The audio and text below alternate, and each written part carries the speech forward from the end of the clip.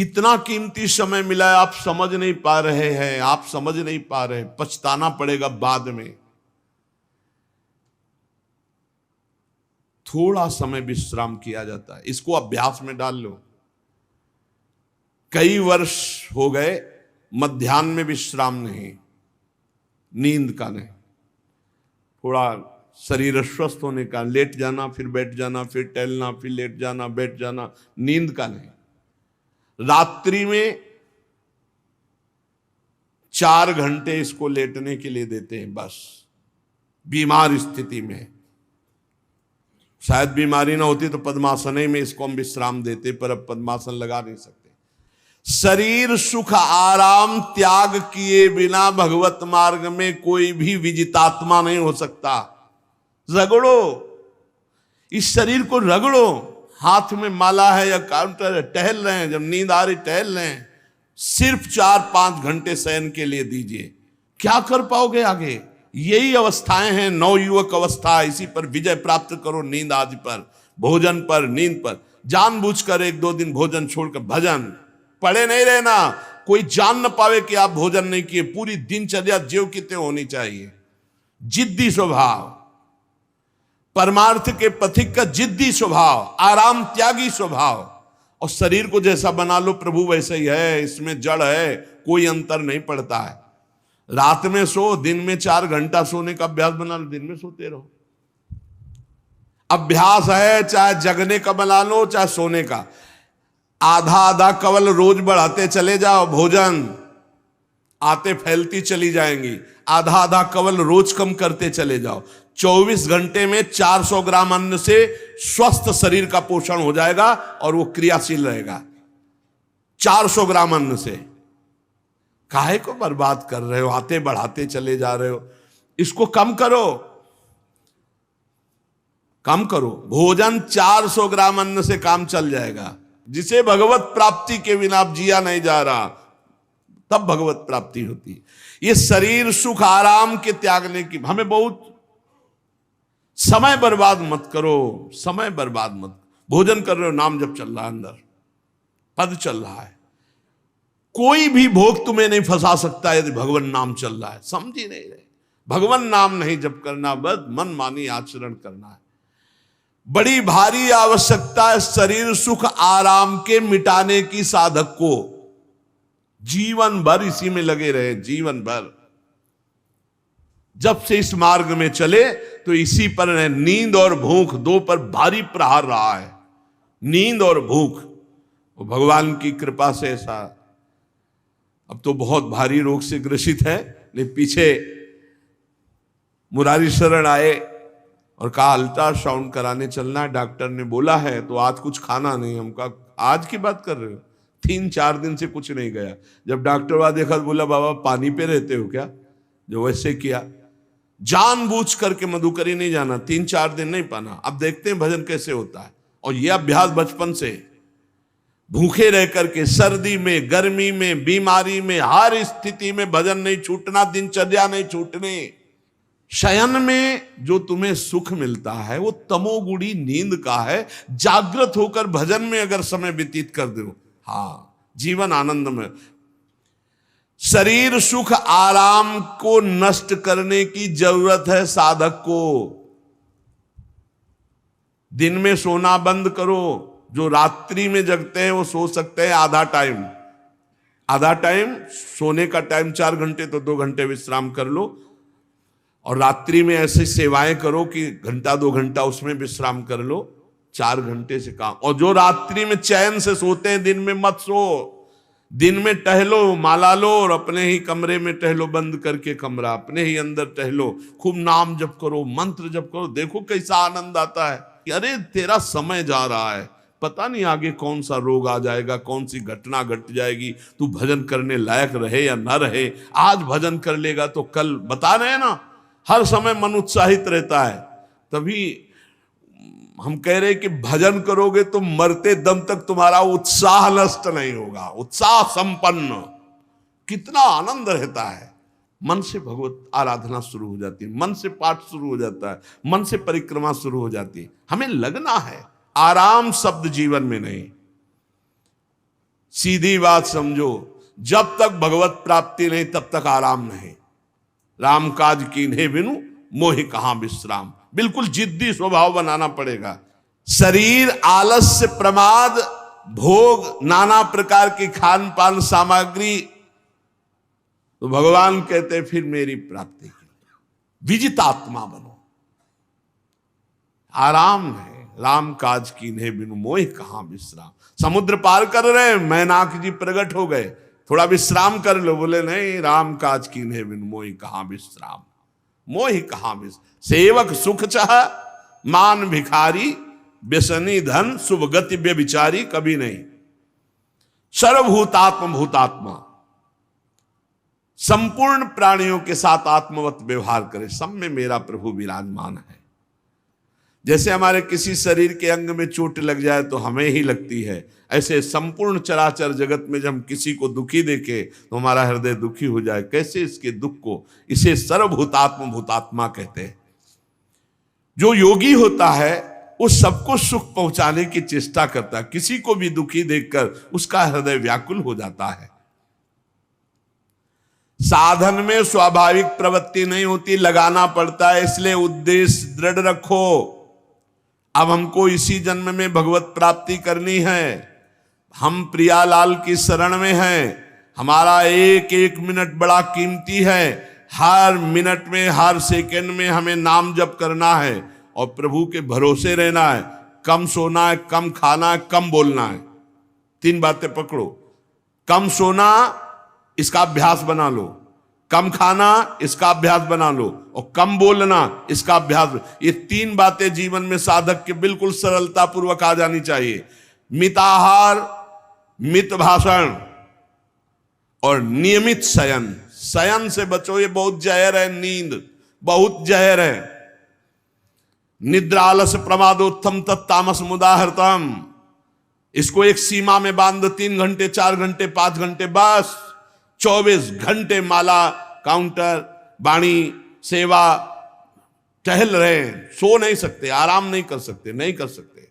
ये अभ्यास बनाओ तभी आगे बढ़ पाओगे। सत्संग रोज सुनते हो, देखो तुम्हें जो डांट लगती है, तुम्हें बहुत प्यार करते हैं प्रभु, बहुत प्यार करते हैं, इसलिए डांट लगवा रहे हैं, इसलिए आपको सत्संग सुना रहे हैं। ये जीवन सार्थक कर लो, नहीं तो बहुत पछताना होगा। हम पशु पक्षी के जीवन में साधना नहीं कर पाएंगे। कैसे हमारा चिंतन बदले। भगवान ने अगला शब्द का मदगत प्राणा।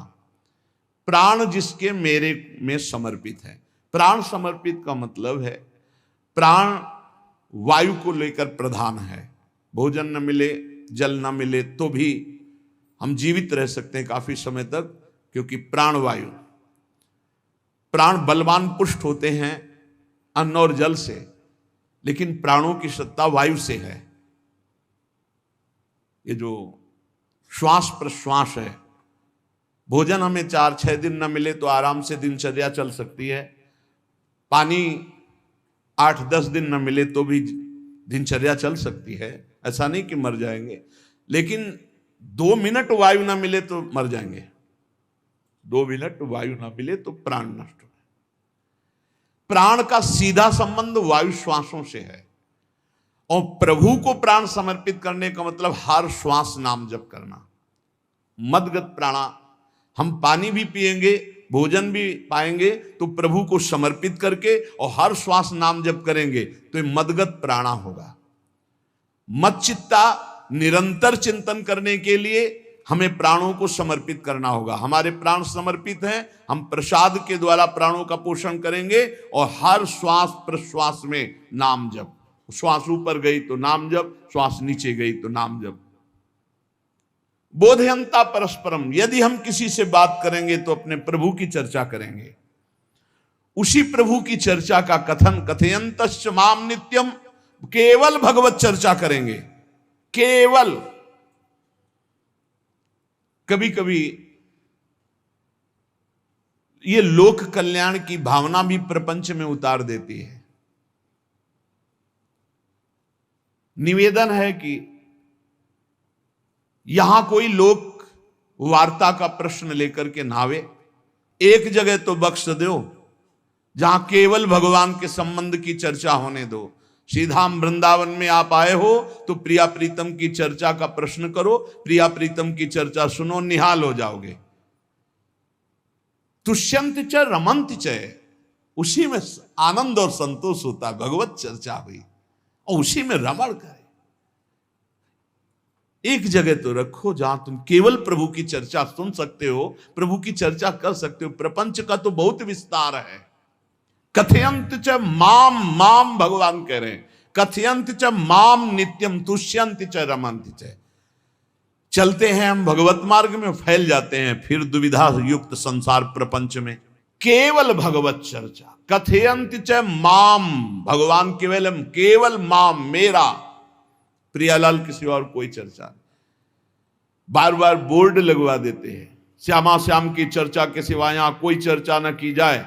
आपको अगर आशा है कि यहां से कोई काम बनते हैं तो हम पहले आपको बता देते हैं हम असमर्थ हैं, हमारे में कोई सामर्थ्य नहीं है। हम केवल प्रभु की चर्चा करते हैं, प्रभु का नाम जपते हैं, प्रभु के लिए जीवन है, बस इतनी बात है। जो प्रभु में डूबना चाहता है वो आए, स्वागत है। इसके अलावा ना कोई आशीर्वाद, ना कोई तंत्र मंत्र, ना कोई जंतुर, ना किसी भी तरह की कोई ढांढस वृत्ति बना सकते हैं कि जाओ तुम्हारा ये ठीक हो जाए, तुक्का लग जाए, ठीक हो जाए, तुम्हारे भाग्य की बात है।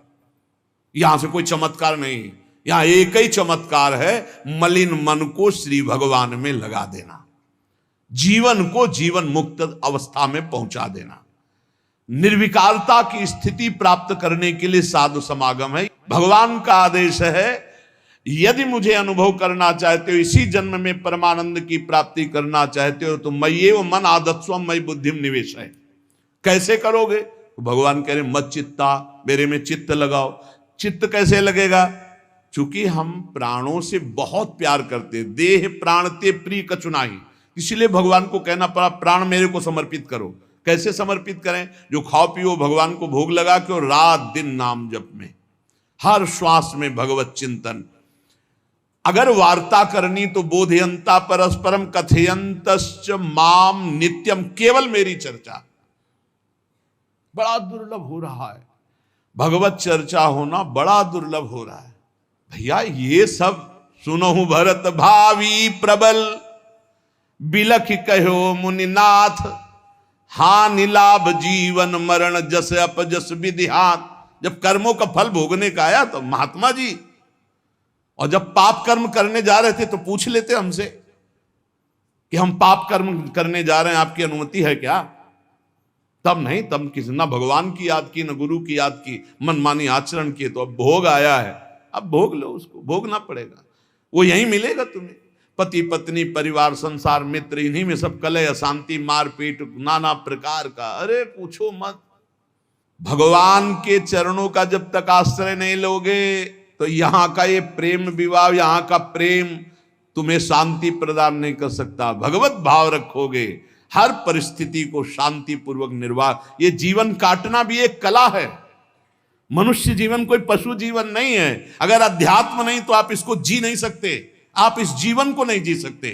अशांत रहोगे, क्लेशित रहोगे, परेशान रहोगे। जीवन की कला है द्वंद्वों में क्षमता, संपूर्ण जगत में रहते हुए ममता रहित हो जाना, संपूर्ण क्रियाएं करते हुए अहंकार रहित हो जाना। अभी जीवन मुक्तता का आनंद आ जाए तो मच्चित्ता मदगत प्राणा बोधयंता परस्परम कथयंत च माम नित्यम तुष्यंत च रमंत च। हमारा उद्देश्य भगवत प्राप्ति का है।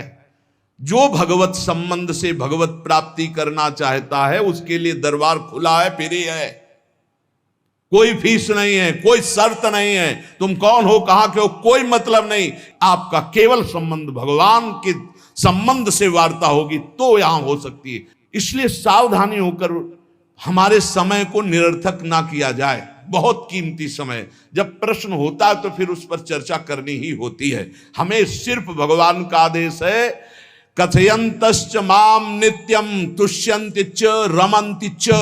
उसी में संतोष करना, उसी में रमण करना है। हमारा भरण पोषण श्री प्रिया जी से होता है, किसी व्यक्ति से नहीं होता है। हमारे यहां श्री श्यामा श्याम विराजमान है, उनका पूरा जगत है।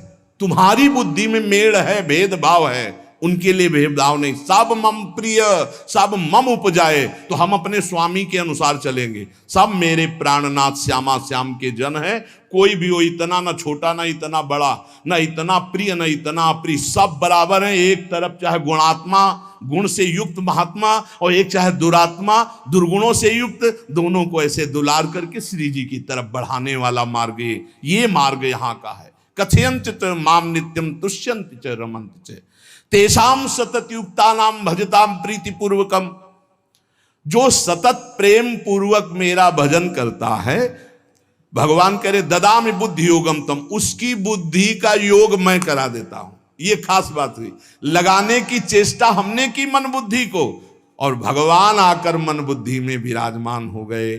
तेषामेवानुकंपार्थ महमज्ञानजं तमः नाशयात्म्यात्म भावस्थो ज्ञान दीपेन भास्वता। भगवान कृपा करके उसके हृदय में ज्ञान प्रकाशित कर दिया। जब कोई सतत भजन करता है, प्राण प्रभु को समर्पित कर देता है, चित्त प्रभु में लगाए हुए प्रभु की चर्चा, भगवान उसके अंदर ज्ञान प्रकाशित कर देते, तो वो अनात्म भाव जो देह भाव था उसका नाश हुआ और वो भगवत भाव में स्थित हो जाता है। भगवान कह रहे हैं मत चित्तः सर्वदुर्गाणि मत प्रसादात् तरिष्यसि। जब कोई मेरे में चित्त लगाता है तो मेरी कृपा से सारे दुर्गुणों का नाश हो जाता है। महात्मा तो भगवान बनाते हैं। करो सत्य ते साधु समाना, मैं उसे साधु बनाऊं। हमारा कर्तव्य, हमारा चित्त प्रभु में लग जाए। मेरा चिंतन करो, भगवान का आदेश है। बस खास बात है चिंतन। हमारी प्रारंभ से विशेष श्रद्धा इसी बात में रही गुरु शब्द पे कि रात दिन कोई भी चेतना युक्त क्षण ऐसा ना जाए जिसमें भगवत विमुख होता हो। बस इसी बात की साधना जीवन भर रही। प्रारंभ में गुरुदेव ने कह दिया जब तक चेतना है तुम्हारे में तो तुम्हारा जागृत अवस्था का चेतना युक्त एक भी क्षण व्यर्थ नहीं जाना चाहे। तो गुरु कृपा से यही प्रयास रहा है कि हमारा एक भी मिनट भगवान से विमुख न जाए। पूर्व में ऐसी स्वभाव वृत्ति बनाई थी कि लोगों को ये शंका होती थी कि ये बोल पाते हैं कि नहीं बोल पाते हैं, अर्थात इनके वाणी है कि नहीं है। मूक, मौन, जटाओं का बोझा, एक वस्त्र, बस शांत। बुलाया गया, घंटा बजा तो पहुंच गए, प्रसाद लिए, उसमें एकांत, हर समय मंत्राग। कथा में बैठे हैं, अनुकूल वचन आया तो सुन लिया, नहीं पूरा का पूरा सत्संग ऐसे ही चला गया। और हमारा मंत्र चल रहा है, एक क्षण भी मंत्र से बिलग नहीं। हमारा कर्तव्य है केवल चिंतन। चिंतन करोगे तो अभी मुक्त हो, अभी परिणाम में नहीं। अभी हम राधा बोल रहे हैं, अभी प्राण निकले, अभी श्री जी के पास पहुंच जाएंगे। भगवान की कृपा का बल और साधन का तुम्हारा पूरा प्रयास, प्रयत्न। ध्यान रखो, दो से सिद्धि प्राप्त होती है। भगवान की कृपा का बल और आपकी पूरी साधना का प्रयास, प्रयत्न, कायरता नहीं। भगवान की कृपा का बल और तुम्हारा पूरा प्रयास, पूरा प्रयत्न। देखो भगवान की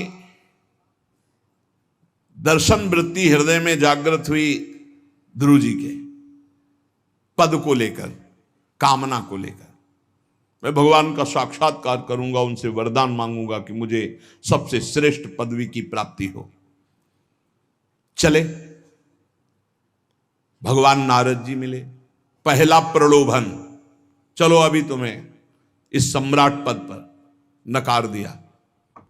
फिर भय, सांप हैं, बीछी हैं, जंगल के बड़े, और फिर यक्ष राक्षस, न जाने कौन कौन है। तुम अभी बालक हो, तुम्हें खा जाएंगे, तुम क्या तपस्या करोगे, क्या भजन। नहीं, इससे भी नहीं डिगे। कुछ भी हो, कदम वापस नहीं जाएंगे, अब तो हरि की प्राप्ति। तो गुरु मंत्र दे दिया। 6 महीने बहुत ही देह भाव रहित होकर उच्च कोटि की साधना की।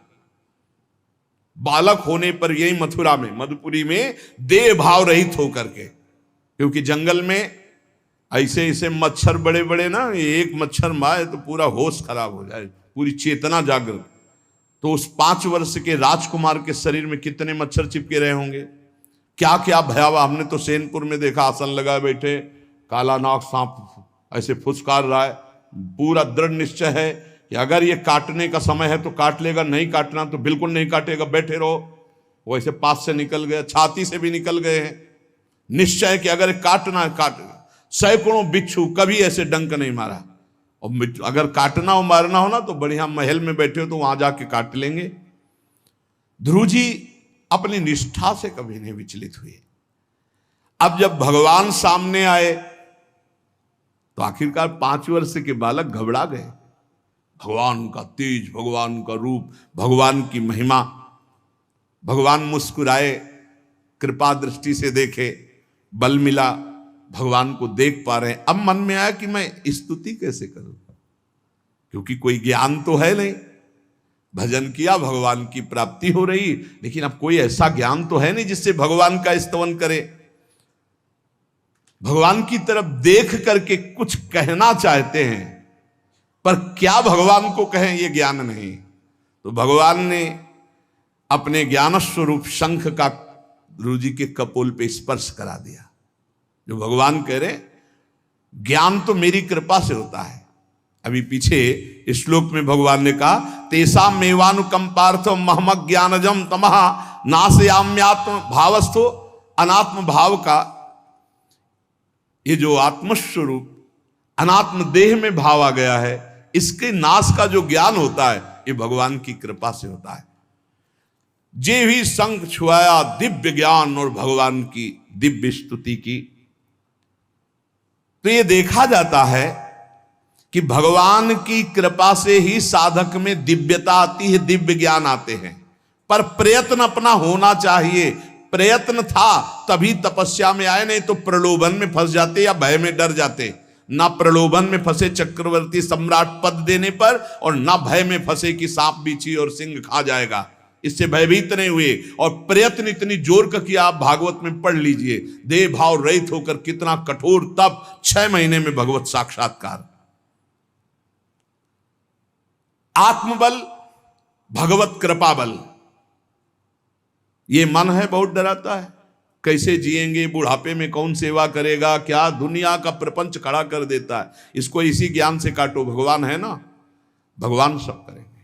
भगवान के लिए हमने जीवन दिया है, ये जीवन भगवान के लिए हार। अरे दिव्य हो जाओगे, रिद्धियां सिद्धियां हाथ जोड़े खड़ी रहेंगी। भगवान जानते हो क्या भगवान है। हम एक बार भगवान के नाम पर अपने आप को न्यौछावर तो करके देखें, पर यह अहंकारी जीव मानता नहीं है। यह अहंकार का बल लिए रहता है। आसुरी प्रकृति है ये अहंकार। अहंकारम बलम दर्पम कामम क्रोधम च संश्रिताः। जिसके अंदर ये आसुरी प्रवृत्ति अहंकार होता है, उसमें काम क्रोध लोभ ये भरपूर होते हैं। कहां से भगवत प्राप्ति हो। जहां ये दुश्मन रहते हैं वो घर तो तुमने सुरक्षित दे रखा है दुश्मनों को। आसुरी प्रकृति को तुमने, अहंकार को अपना स्वामित्व दे रखा है। मैं वो अहंकार जिसके साथ प्रकृति लगती है। जब अहंकार और बढ़ जाता है तो ईश्वरोहम अहम भोगी सिद्धोहम बलवान सुखी। तरंग से समुद्र नहीं होता, समुद्र से तरंग होती है। हम जितने भी हैं सब तरंग हैं उस परमात्मा की। वायु विकार नष्ट हुआ, समुद्र में ही लीन हो गए, ये बात है। लेकिन एक तरंग समुद्र नहीं पैदा कर सकती। एक सूर्य चमक रहा है, कोई बंद के सूर्य दूसरा चमक के दिखाए। बहुत सावधानी से उपासना करो। ये अहंकार, भगवान कह रहे हैं, भगवान ये जो अहंकारम बलम दर्पम कामम क्रोधम च संश्रिताः, इस अहंकार को नहीं मिटाया तो ये अनुभव कराने लगता है और 4 बोलने लगते हैं कि आप तो भगवान हैं। तो धर्म सम्राट करपात्री जी, इतने सिद्ध महापुरुष, और विश्वेश्वर विश्वनाथ जी की स्थापना करके रात दिन आराधना। काशी में बड़े बड़े सिद्ध महापुरुष भगवान शिव की आराधना करते, बड़े बड़े सिद्ध महापुरुष भगवती अम्बा की आराधना करते। ये कौन सा ज्ञान प्रकट हो जाता है जो भगवत स्वरूपों का अपमान होने लगता है। मुझे यही समझ में नहीं आता। गुरु रूप से हमें शास्त्र के आचरण देने आए, मनमानी भ्रष्टाचार सिखाने नहीं आए। आज तक कभी कहीं भी भगवत स्वरूपों का अपमान महापुरुषों द्वारा नहीं हुआ। महापुरुष और भगवान में अंतर नहीं, पक्का मुझे विश्वास। हम तो चराचर जगत को भगवत स्वरूप मानते हैं, लेकिन आचरण कराने के लिए आचार्य गुरुदेव जैसे चले हैं वैसे ही चलना होता है। सदैव संतों ने अपने को अधम और तुच्छ और नीच कहा है। हनुमान जी जैसा कोई ज्ञानी, महाबली, कोई त्यागी, कोई ब्रह्मचारी, बैरागी, हनुमान जी जैसा कोई त्रिभुवन में द्वितीय हुआ हो तो बता दो। अतुलित बलधामम हेम शैलाभदेहम दनुजवन कृशानुम ज्ञानिनाम अग्रगण्यम। अरे जे गिर चरण दे हनुमंता चले सुगा पाताल तुरंता। हजार हजार को पकड़ के कछु मारिस कछु मर्दिस कछु मिले से धर धूरी। अब विभीषण जी से कैसे परिचय बता रहे हैं। प्रात ले जो नाम हमारा तेहि दिन ताहि ना मिले आहारा। असमय अधम सखा सुनु मोहु पर रघुबीर।